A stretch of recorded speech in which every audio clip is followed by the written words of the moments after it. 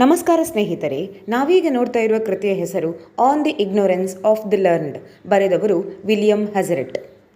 ನೀವೇನು ನಮ್ಮ channel subscribe ಮಾಡಲಿಲ್ಲ ಅಂದರೆ ದಯವಿಟ್ಟು ಸಬ್ಸ್ಕ್ರೈಬ್ ಮಾಡಿ. On the ignorance of the learned ಇದೊಂದು ಪ್ರಬಂಧವಾಗಿದ್ದು ಪ್ರಬಂಧಕಾರರು ವಿಲಿಯಂ ಹ್ಯಾಸ್ಲಿಟ್.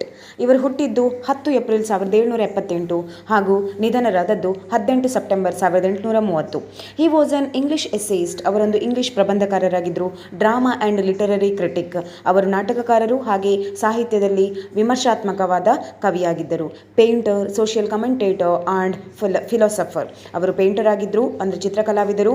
ಸೋಷಿಯಲ್ ಕಮೆಂಟೇಟರ್ ಅಂದರೆ ಸಾಮಾಜಿಕವಾಗಿ ವಿಮರ್ಶಕರಾಗಿದ್ದರು ಮತ್ತು ಫಿಲಾಸಫರ್ ತತ್ವಜ್ಞಾನಿ ಕೂಡ ಆಗಿದ್ದರು. He was now considered one of the greatest critics and essayists in the history of English language.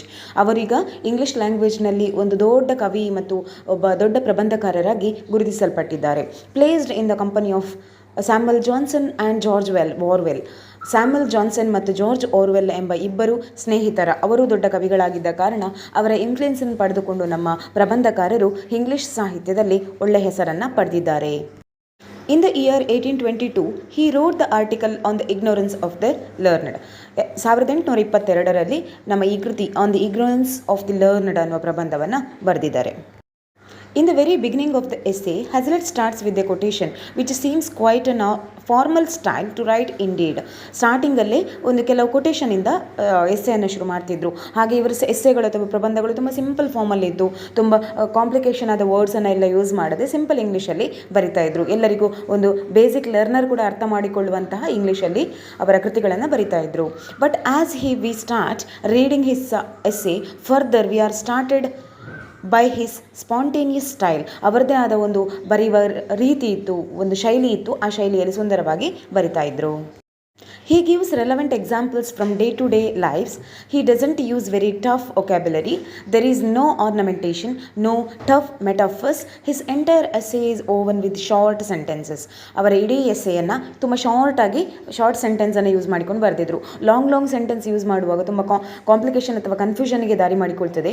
ಈ ಥರ ಏನೂ ಇಲ್ಲ ಇವರ ಎಸ್ಸೆಯಲ್ಲಿ. ತುಂಬ ಶಾರ್ಟ್ ಸೆಂಟೆನ್ಸಲ್ಲಿ ತುಂಬ ಲಿಮಿಟೆಡ್ ಆಗಿ ಬರೆದಿದ್ರು. ಮತ್ತು ತುಂಬ ಡೈಲಿ ಲೈಫಿನ ರೆಲೆವೆಂಟ್ ಎಕ್ಸಾಂಪಲ್ಸನ್ನು ಕೊಟ್ಟಿದ್ರು. ಡೈಲಿ ಆನ್ಗೋಯಿಂಗ್ಸ್ ಎಕ್ಸಾಂಪಲನ್ನು ಕೊಟ್ಟರೆ ನಾವು ಕೃತಿ ಓದುವವರಿಗೆ ಕೂಡ ಅಪ್ಲಿಕೇಬಲ್ ಆಗುತ್ತೆ ಅನ್ನುವ ಪರ್ಪಸ್ಸಿಗೆ ಅವರು ಡೈಲಿ ಲೈಫ್ನ ಕರೆಂಟ್ ಏನು ಥಿಂಗ್ಸ್ ನಡೀತಾ ಇದೆ, ಆನ್ಗೋಯಿಂಗ್ಸ್ ಥಿಂಗ್ಸ್ ಏನಿದೆ ಅದನ್ನು ಬರಿತಾ ಇದ್ರು. He doesn't use very tough vocabulary. ತುಂಬ ಟಫ್ ಆಗಿರುವಂಥ ವರ್ಡ್ಸ್ ಇರ್ಬೋದು ಅಥವಾ ತುಂಬ ಕ್ಲಿಷ್ಟಕರಾಗಿರುವಂಥ ವರ್ಡನ್ನು ಯೂಸ್ ಮಾಡ್ತಾ ಇರಲಿಲ್ಲ. There is no ornamentation. ತುಂಬ ಎಕ್ಸಾಗರೇಷನ್ ಅಂತ ಏನೂ ಮಾಡ್ತಾ ಇರಲಿಲ್ಲ. No tough metaphors. ತುಂಬ ಡಿಫ್ರೆಂಟ್ ಆಗಿರೋ ಸ್ಟೈಲ್ ಆಗಿರ್ಬೋದು, ಫಾರ್ಮ್ ಆಗಿರ್ಬೋದು ಏನು ಯೂಸ್ ಮಾಡದೆ ಅವರದೇ ಆದ ಸಿಂಪಲ್ ಫಾರ್ಮ್, ತುಂಬ ಬ್ಯೂಟಿಫುಲ್ ಫಾರ್ಮ್ ಆಗಿ ಶಾರ್ಟಾಗಿ ಬರಿತಾ ಇದ್ರು. ಇನ್ನು ಅವರ ಎಸ್ಸೆಯಲ್ಲಿ ಏನಿದೆ ಅಂತ ನೋಡೋಣ. ಅವರ ಎಸ್ಸೆಯಲ್ಲಿ ಎಸ್ಪೆಷಲ್ ಆಗಿ ಅವರ ಸ್ಕೂಲ್ ಡೇಸಲ್ಲಿ, ಅವರ ಅರ್ಲಿ ಲೈಫಲ್ಲಿ ಹೇಗೆಲ್ಲ ನಡೆಯಿತು, ಸ್ಕೂಲ್ ಡೇಸ್ ಹೇಗೆಲ್ಲ ಕಳೆದ್ರು ಅದನ್ನೆಲ್ಲ ಬರ್ಕೊಂಡಿದ್ದಾರೆ. ಅವರು ಮುಖ್ಯವಾಗಿ ಅಂದ್ಕೊಂಡಿದ್ರು ಎಜುಕೇಷನ್ ಇಗ್ನೋರೆನ್ಸನ್ನು ಕಡಿಮೆ ಮಾಡ್ತದೆ. ಅಂದರೆ ನಮ್ಮೊಳಗಿರುವ ಅಜ್ಞಾನ ಏನಿದೆ, ಅಂಧಕಾರ ಏನಿದೆ, ನಮಗೆ ಗೊತ್ತಿಲ್ಲ ಥಿಂಗ್ಸ್ ಏನಿದೆ ಅದನ್ನು ಮರೆಮಾಚಿ ನಮಗೆ ಎಲ್ಲ ಜ್ಞಾನವನ್ನು ನೀಡ್ತದೆ ಅಂತ ಅವರು ಅಂದ್ಕೊಂಡಿದ್ರು. He thinks that book learning cannot replace experience. ಹಾಗೆ ಅವರು ಎಜುಕೇಷನ್ ಮಾಡ್ತಾ ಅವರಿಗೆ ಅನುಭವಕ್ಕೆ ಬರ್ತದೆ ಏನಂದರೆ, ನಾವು ಬುಕ್ಕಿನ ಮೂಲಕ ಪಡೆಯುವಂಥ ಜ್ಞಾನ ಯಾವುದೇ ಕಾರಣಕ್ಕೂ ನಾವು ಸ್ವಂತವಾಗಿ ಪಡೆಯುವ ನಮ್ಮ ಸ್ವಯಂ ಅನುಭವದ ಮುಂದೆ ಏನೂ ಅಲ್ಲ. ನಮ್ಮ ಸ್ವಯಂ ಎಕ್ಸ್ಪೀರಿಯನ್ಸ್ ಏನಿದೆ, ಸೆಲ್ಫ್ ಎಕ್ಸ್ಪೀರಿಯನ್ಸ್ ಏನಿದೆ, ಅದು ಇದು ಬುಕ್ ಸ್ಟಡಿಗಿಂತ ಬೆಟರ್ ಆಗಿದೆ ಅಂತ ಹೇಳ್ತಾರೆ. ಮುಂದೆ ಅವರು ಎಕ್ಸ್ಪ್ಲೇನ್ ಮಾಡ್ತಾ ಹೇಳ್ತಾರೆ, ಸ್ಕೂಲ್ ಎಜುಕೇಷನ್ ಅಂದರೆ ಅಲ್ಲೊಂದು ಟಾಪರ್ಸ್ ಇರ್ತಾರೆ ಒಂದಷ್ಟು ಜನ, ಹಾಗೆ ಒಂದಷ್ಟು ಜನ ಮೀಡಿಯಮ್ ಲೆವೆಲ್ನ ಸ್ಟೂಡೆಂಟ್ಸ್ ಇರ್ತಾರೆ, ಒಂದಷ್ಟು ಜನ ಡಲ್ ಸ್ಟೂಡೆಂಟ್ಸ್ ಇರ್ತಾರೆ. ಇವರ ಮಧ್ಯದಲ್ಲಿ ನಡೆಯುವಂಥ ಕಾಂಪಿಟಿಷನ್ನೇ ಸ್ಕೂಲ್ ಡೇಸ್ ಅಂತ ಅವರು ಎಕ್ಸ್ಪ್ಲೇನ್ ಮಾಡ್ತಾರೆ. ಹೈ ಸ್ಕೋರ್ ಪಡೆಯುವಂಥ ಮಕ್ಕಳಿಗೆ ಒಳ್ಳೊಳ್ಳೆ ಗ್ರೇಡ್ಗಳು ಸಿಗ್ತದೆ, ಒಳ್ಳೊಳ್ಳೆ ರೆಸ್ಪೆಕ್ಟ್ ಸಿಗ್ತದೆ. ಅವರಿಗಿರುವಂಥ ವ್ಯಾಲ್ಯೂ ಬೇರೆ ಯಾವ ಮಕ್ಕಳಿಗೂ ಕ್ಲಾಸ್ ರೂಮಲ್ಲಿ ಇರೋದಿಲ್ಲ. ಹಾಗೆ ಕಲಿಕೆಯಲ್ಲಿ ಹಿಂದುಳಿದಂಥ ಮಕ್ಕಳು, ಯಾರು ಡಲ್ ಸ್ಟೂಡೆಂಟ್ಸ್ ಇದ್ದಾರೆ, ಅವರ ಮೈಂಡ್ ಸ್ವಲ್ಪ ವೀಕ್ ಆಗಿರ್ತದೆ. ಅವರಿಗೆ ಇನ್ನೊಬ್ಬರ ಜೊತೆ ಕಾಂಪೀಟ್ ಮಾಡಲಿಕ್ಕೆ ಮನಸ್ಸು ಇರುವುದಿಲ್ಲ, ಅದು ಬೇಕಾಗಿಯೂ ಇರುವುದಿಲ್ಲ, ಅವರು ಮಾಡೋದೂ ಇಲ್ಲ.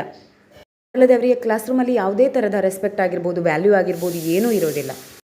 ಇದರಿಂದ ವೀಕ್ ಸ್ಟೂಡೆಂಟ್ಸ್ ಮತ್ತು ಬ್ರಿಲಿಯಂಟ್ ಸ್ಟೂಡೆಂಟ್ಸ್ನ ಮಧ್ಯೆ ಒಂದು ರೀತಿಯ ಕಾಂಪಿಟೇಷನ್ ಏರ್ಪಡ್ತದೆ. ಅಥವಾ ಎವರೇಜ್ ಸ್ಟೂಡೆಂಟ್ಸ್ ಡಲ್ ಇರುವಂತಹ ಸ್ಟೂಡೆಂಟ್ಸ್ನ ಜೊತೆ ಇರ್ಬೋದು, ಅಥವಾ ಎವರೇಜಿಂದ ಹೈಯೆಸ್ಟ್ ಸ್ಕೋರ್ ಮಾಡೋ ಸ್ಟೂಡೆಂಟ್ಸ್ನ ಮಧ್ಯೆ ಇರ್ಬೋದು, ಕಾಂಪಿಟೇಷನ್ ಏರ್ಪಡ್ತದೆ. ಈ ಕಾಂಪಿಟೇಷನಿಂದ ಏನಾಗುತ್ತೆ, ಅವರ ಮಧ್ಯೆ ತನ್ನಿಂತಾನೆ ದ್ವೇಷ ಎಲ್ಲ ಶುರುವಾಗುತ್ತೆ, ಕಂಪ್ಯಾರಿಸನ್ ಶುರುವಾಗುತ್ತೆ. ಮತ್ತು ಡಲ್ ಇರುವ ಸ್ಟೂಡೆಂಟ್ಸಲ್ಲಿ ತನ್ನಿಂತಾನೆ ನಾನೇನು ಈಕ್ವಲ್ ಇಲ್ಲ, ನಾನೇನು ಕ್ವಾಲಿಫೈ ಅಲ್ಲ ಅನ್ನೋ ಇನ್ಫೀರಿಯರಿಟಿ ಕಾಂಪ್ಲೆಕ್ಸ್ ಕೂಡ ಶುರುವಾಗುತ್ತೆ. ಅದರೊಂದಿಗೆ ಇವರು ಹೇಳ್ತಾರೆ, ನಾವು ಕಲಿತಾ ಇರೋ ಪುಸ್ತಕ ಏನಿದೆ ಅದು ನಮಗೆ ಪ್ರಾಕ್ಟಿಕಲ್ ನಾಲೆಜ್ ಕೊಡುವಂತಹ ನಿಜ ಜೀವನದಷ್ಟು ಯಾವುದೇ ನಾಲೆಜನ್ನು ಕೊಡುವುದಿಲ್ಲ. ಅದೇನಿದ್ರೂ ಬರೀ ಬುಕ್ಕಿಗೆ ಮಾತ್ರ ಸೀಮಿತ ಆಗಿರ್ತದೆ ಆ ನಾಲೆಜ್. ನಾವು ಹೊರಗಡೆ ಬಂದು ನಮ್ಮ ಡೈಲಿ ಲೈಫ್ಗೆ ಅಪ್ಲೈ ಮಾಡುವಂತಹ ನಾಲೆಜ್ ನಮಗೆ ಬುಕ್ಕಿಂದ ಸಿಗೋದಿಲ್ಲ ಅಂತ ಹೇಳ್ತಾರೆ. ಪ್ರಬಂಧಕಾರರು ಮುಂದುವರಿತಾ ಹೇಳ್ತಾರೆ, ಬುಕ್ಕಿಶ್ ಆಗಿರೋ ಸ್ಟೂಡೆಂಟ್ಸ್ ಬರೀ ಬುಕ್ ವರ್ಮ್ ಥರ ಬಿಹೇವ್ ಮಾಡುವಂಥ, ಯಾವತ್ತೂ ಸ್ಟಡಿಯಲ್ಲಿ ಇನ್ವಾಲ್ವ್ ಆಗಿರುವಂಥ ಸ್ಟೂಡೆಂಟ್ಸ್ ಅವ್ರ ಲೈಫಲ್ಲಿ ಸಕ್ಸಸ್ಫುಲ್ ಆಗಿರೋದು ನಾನು ನೋಡಿಲ್ಲ, ಅವ್ರು ಆಗೋದಿಲ್ಲ ಕೂಡ. ಲೈಫಲ್ಲಿ ಹ್ಯಾಂಡ್ ಎಕ್ಸ್ಪೀರಿಯನ್ಸ್ ಏನಿರುತ್ತೆ ಅದು ಇಂಪಾರ್ಟೆಂಟ್ ಆಗುತ್ತೆ. ಬುಕ್ಕಿಶ್ ಎಕ್ಸ್ಪೀರಿಯನ್ಸ್ ಏನಿದ್ಲು ಹ್ಯಾಂಡ್ ಎಕ್ಸ್ಪೀರಿಯನ್ಸ್ ಅಂದರೆ ನಾವು ಮಾಡುವಂಥ ಪ್ರಾಕ್ಟಿಕಲ್ ನಾಲೆಜ್ ತುಂಬ ಇಂಪಾರ್ಟೆಂಟ್ ಆಗುತ್ತೆ ನಮಗೆ ಲೈಫಲ್ಲಿ ಸಕ್ಸಸ್ಸನ್ನು ಪಡೆಯೋದಕ್ಕೆ ಅನ್ನೋದು ನಮ್ಮ ಪ್ರಬಂಧಕಾರರ ಒಟ್ಟು ಅಭಿಪ್ರಾಯ. ಇಲ್ಲಿ ಪ್ರಬಂಧಕಾರರು ಪುನಃ ಹೇಳ್ತಾರೆ, ಬುಕ್ಕಿಶ್ ಪರ್ಸನ್ ಒಬ್ಬ ಲೇಸಿ ಪರ್ಸನ್ ಆಗಿರ್ತಾನೆ. ಅವನು ಬರೀ ಬುಕ್ ಓದ್ತಾನೆ ಮತ್ತು ಬರೀತಾನೆ, ಬುಕ್ ಓದ್ತಾನೆ ಬರೀತಾನೆ ಬಿಟ್ಟರೆ ಅದನ್ನು ಬಿಟ್ಟು ಪ್ರಪಂಚದಲ್ಲಿರುವ ಯಾವುದೇ ವಸ್ತುವನ್ನು, ವ್ಯಕ್ತಿಯನ್ನು, ಪರಿಸ್ಥಿತಿಯನ್ನು ಅವರು ಟ್ರೈ ಮಾಡಲಿಕ್ಕೆ ಯೋಚನೆಯೇ ಮಾಡೋದಿಲ್ಲ. ಹೆಝಲಿಟ್ ಹೇಳ್ತಾರೆ, ಲೈಫನ್ನು ರಿಯಲ್ ಆಗಿ ಎಕ್ಸ್ಪೀರಿಯೆನ್ಸ್ ಮಾಡಬೇಕು, ಏನಿದೆ ಜೀವನದಲ್ಲಿ ಅನ್ನೋದನ್ನು ಕ್ವಶನ್ ಮಾಡಬೇಕು, ಅದನ್ನೇ ಅಬ್ಸರ್ವ್ ಮಾಡಬೇಕು, ಹಾಗೆ ಅದನ್ನು ಕಲ್ಕೇಟ್ ಮಾಡಬೇಕು. ಬದಲಾಗಿ ಬರೀ ಬುಕ್ಕಿಶ್ ಆಗಿ ಓದ್ತಾ ಕೂತ್ಕೊಳ್ಳೋದು ಅಲ್ಲ ಅನ್ನೋದು ಅವರ ಅಭಿಪ್ರಾಯ. ಬುಕ್ಕನ್ನು ತರೋವಾಗಿ ಸ್ಟಡಿ ಮಾಡೋ ಬದಲು ರಿಯಲ್ ಲೈಫಲ್ಲಿ ಎದುರಾಗುವಂಥ ಸಿಚುವೇಶನ್ಸನ್ನು ತುಂಬ ಡೇರಿಂಗ್ ಆಗಿ, ತುಂಬ ಕಾನ್ಫಿಡೆನ್ಸ್ ಆಗಿ ಫೇಸ್ ಮಾಡೋದನ್ನು ಸ್ಟೂಡೆಂಟ್ಸ್ ಕಲಿಬೇಕು ಅನ್ನೋದು ನಮ್ಮ ಕವಿಯ ಅಭಿಪ್ರಾಯ. ಸ್ಕೂಲ್ ಡೇಸಲ್ಲಿ ಬರೀ ಲೈಬ್ರರಿ ಪರ್ಸನ್ ಆಗಿರೋದಕ್ಕಿಂತ ಎಲ್ಲ ಕಾಂಪಿಟಿಷನ್ಸಲ್ಲೂ, ಎಲ್ಲ ಅವಕಾಶಗಳಲ್ಲೂ, ಎಲ್ಲ ಸಿಚುವೇಶನ್ಸಲ್ಲೂ ಆ್ಯಕ್ಟಿವ್ ಆಗಿ ಪಾರ್ಟಿಸಿಪೇಟ್ ಮಾಡಬೇಕು ಅನ್ನೋದು ವಿದ್ಯಾರ್ಥಿಗಳಿಗೆ ಇವರ ಮಾತಾಗಿದೆ. Real world, real situations, real ಪ್ರಾಬ್ಲಮ್ಸ್ನ ಜೊತೆ ಕನೆಕ್ಟ್ ಆಗಿರೋದು ತುಂಬ ಅಗತ್ಯ. ಟ್ರೈಟ್ಸ್ ಆಫ್ ದ ಲರ್ನ್ಡ್, ಇಲ್ಲಿ ಅವರು ಲರ್ನ್ಡ್ ಪರ್ಸನ್ಸಿಗೆ ಇರುವಂತಹ ಅವರ ಪ್ರಾಬ್ಲಮ್ಸನ್ನು ಹೇಳ್ತಾರೆ. A learned person lives in unreal world. He is more influenced by the bookish knowledge. He sees the world through others. He doesn't know anything about his next door neighbour. Due to his exemplary memory, he remembers names of authors, their works and so on. ಇಲ್ಲಿ ಏನು ಮಾಡ್ತಾರೆ ಅಂದರೆ, ತುಂಬ learning bookish ಆಗಿರೋ ಪೀಪಲ್ಗಳಿಗೆ ಮಾತು ಹೇಳ್ತಾರೆ. A learned person lives in unreal world. Real ವರ್ಲ್ಡನ್ನು ಬಿಟ್ಟು ಅವರದೇ ಒಂದು ಇಮ್ಯಾಜಿನರಿ ವರ್ಲ್ಡ್, ಒಂದು ಬುಕ್ಕಿಶ್ ವರ್ಲ್ಡಲ್ಲಿ ಅವರು ಇರ್ತಾರೆ. He is more influenced by the bookish knowledge. ಅವರು ಜಸ್ಟ್ ಬುಕ್ಕಿಶ್ ನಾಲೆಜ್ ಮಾತ್ರ ಅವರ ತಲೆಯಲ್ಲಿ ಇರ್ತದೆ ಬಿಟ್ಟರೆ ಪ್ರಾಕ್ಟಿಕಲ್ ಸಿಚುವೇಷನನ್ನು ಫೇಸ್ ಮಾಡುವ ಧೈರ್ಯ ಆಗಲಿ, ಕಾನ್ಫಿಡೆನ್ಸ್ ಆಗಲಿ ಅಥವಾ ಆ ಪ್ಲ್ಯಾನ್ ಆಗಲಿ ಅವರಲ್ಲಿ ಇರೋದಿಲ್ಲ. ಹಿ sees the world through others. ಇನ್ನೊಬ್ರು ಯಾರು ಬರೆದಿರುವ ಬುಕ್ಕಿನ ಮೂಲಕ ಅವರು ಪ್ರಪಂಚವನ್ನು ನೋಡ್ತಾರೆ ಬಿಟ್ಟರೆ ತಮ್ಮ ಓನ್ ಥಿಂಕಿಂಗಲ್ಲಿ ಅವರ ಪ್ರಪಂಚವನ್ನು ಲರ್ನ್ ಮಾಡೋದಿಲ್ಲ, ಅಬ್ಸರ್ವ್ ಮಾಡೋದಿಲ್ಲ, ಕ್ರಿಟಿಕೂ ಮಾಡೋದಿಲ್ಲ. ಹಿ doesn't know anything about his next door neighbour. ಪಕ್ಕದ ಮನೆಯಲ್ಲಿ ಏನಾಗ್ತಿದೆ, ಏನು ಪರಿಸ್ಥಿತಿ ನಡೀತಿದೆ, ಹೇಗಿದ್ದಾರೆ, ಏನಾಗ್ತಿದೆ ಅನ್ನೋದು ಅವರಿಗೆ ಗೊತ್ತಿರೋದಿಲ್ಲ. ತನ್ನ ಸುತ್ತಮುತ್ತ ಏನು ನಡೀತಿದೆ ಅಂತ ಗೊತ್ತಿರೋದಿಲ್ಲ. ಬರೀ ಬುಕ್ ವರ್ಮ್ ಆಗಿರ್ತಾರೆ. Due to his exemplary memory, he remembers names of authors, their works and so on. ಅವರು ತುಂಬ ಹೆವಿ ನಾಲೆಜ್ ಮೆಮೊರಿ ಇರುವ ಕಾರಣ ಅವರು ಬುಕ್ಕಲ್ಲಿ ಏನಿದೆ ಇಂಚು ಅವರಿಗೆ ಗೊತ್ತಿರ್ತದೆ. ಬುಕ್ಕನ್ನು ಬರೆದವರು ಯಾರು, ಅವರ ಸಾಧನೆಗಳೇನು, ಅವರ ಜೀವನ ಏನು ಎಲ್ಲ ಗೊತ್ತಿರ್ತದೆ ಬಿಟ್ಟರೆ ತನ್ನ ಸುತ್ತಮುತ್ತ ಏನು ನಡೀತಾ ಇದೆ ಅದು ಗೊತ್ತಿಲ್ಲ. He has no sense of human traits. He cannot judge the human character. He doesn't know about the traits of his friends. He masters formal learning through books. He will not leave his book no matter what happens. We cannot expect a paralytic to raise up even without a miracle. But a learned person is just a sloth. A lazy person. ಇಲ್ಲಿ ಹೇಳ್ತಾರೆ, learned person ತುಂಬ high score ಮಾಡುವ, ತುಂಬ brilliant ಆಗಿರೋ, ತುಂಬ ಗ್ರೇಡ್ಗಳನ್ನು ತಗೊಳ್ಳೋ students ಇರ್ಬೋದು. ಅವ್ರು ತುಂಬ ಲೇಸಿ, ಬರೀ ಬುಕ್ಕನ್ನು ಓದ್ತಾರೆ ಬರೀತಾರೆ ಬಿಟ್ಟರೆ ಅವರಿಗೆ ಪ್ರಾಕ್ಟಿಕಲಾಗಿ ಏನೂ ಟ್ರೈ ಮಾಡೋದಿಲ್ಲ. ಆ ವಿಷಯದಲ್ಲಿ ಅವರು ತುಂಬ ಲೇಸಿ ಆಗಿರ್ತಾರೆ. ಹಾಗೆ ಅವರ ಸುತ್ತ ಇರುವ ಫ್ರೆಂಡ್ ಸರ್ಕಲ್ ಬಗ್ಗೆಯೂ ಅವರು ಏನನ್ನೂ ತಿಳ್ಕೊಂಡಿರೋದಿಲ್ಲ. ಬರೀ ಸ್ಲಾತ್ ಅಂದರೆ ಬುಕ್ ವರ್ಮ್ನ ಹಾಗೆ ಇರ್ತಾರೆ. Bookish knowledge. Hazlitt calls bookish knowledge awfully deficient almost in everything. It is nothing but a foil to common sense. It can never overcome the importance of true knowledge. True knowledge is all about common sense. Books limit our knowledge.